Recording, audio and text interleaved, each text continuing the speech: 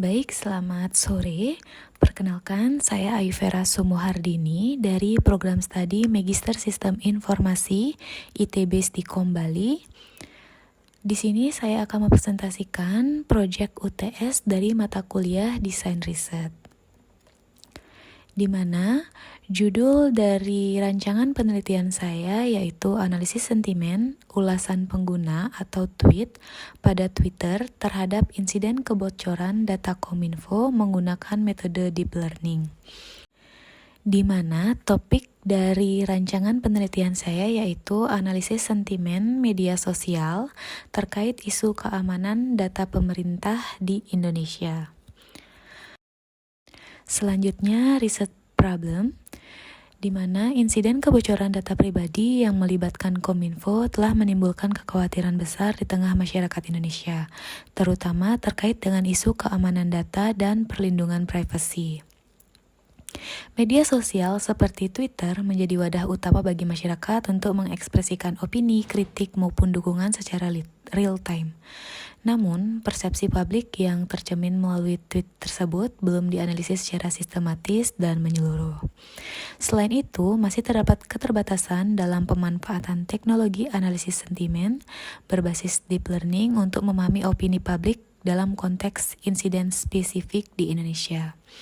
Pendekatan tradisional, misalnya metode berbasis kamus atau mesin learning konvensional, seringkali tidak mampu menangkap konteks linguistik yang kompleks dalam bahasa informal atau campuran, yang umum digunakan pada Twitter.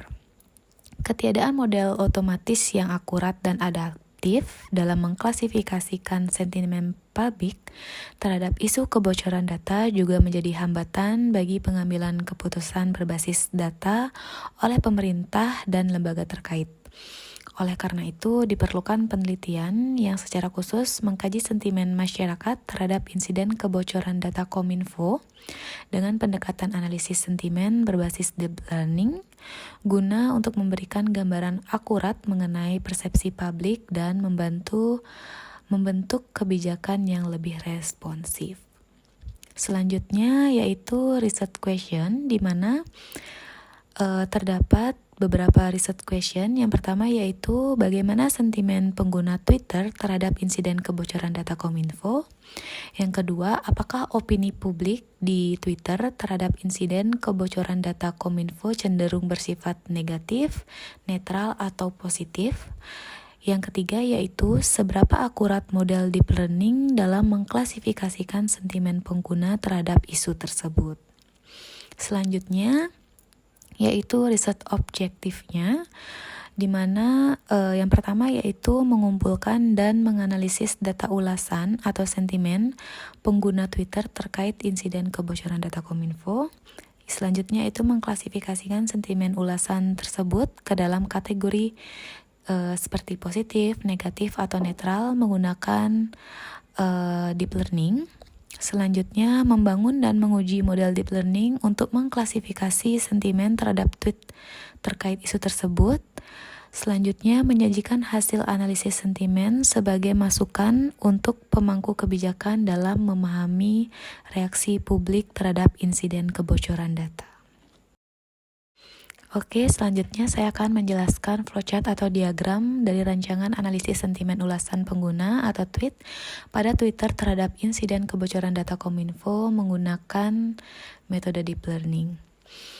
Yang paling pertama yaitu data collection, di mana data collection ini yaitu mengambil tweet dari Twitter dengan menggunakan API atau scraping tools dengan kata kunci seperti kebocoran data, kemudian kata kunci Kominfo, dan juga kata kunci data birds.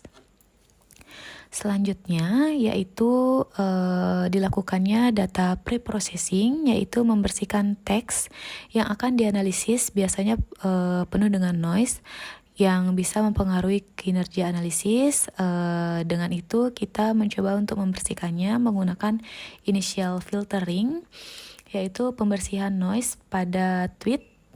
Kemudian ada formalization, yaitu data yang diambil dari tweet itu akan berbahasa Indonesia. Kemudian ada stemming, yaitu proses untuk mengembalikan kata ke bentuk frasanya. Selanjutnya yaitu langkah labeling data, di mana akan dilakukan pelabelan data, baik itu secara manual atau semi otomatis, menjadi positif, kemudian netral atau negatif.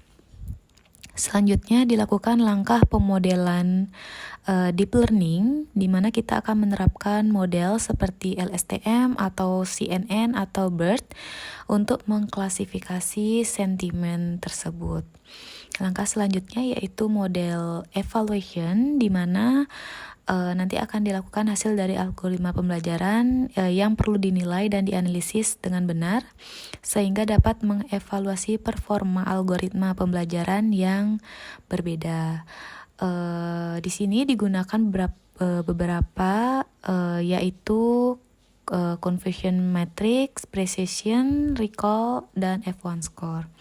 Selanjutnya dilakukan langkah analisis hasil, di mana untuk menyajikan hasil visualisasi sentimen serta interpretasi makna dari kata tersebut, di mana akan disajikan berupa diagram batang, kemudian word cloud atau distribusi waktu.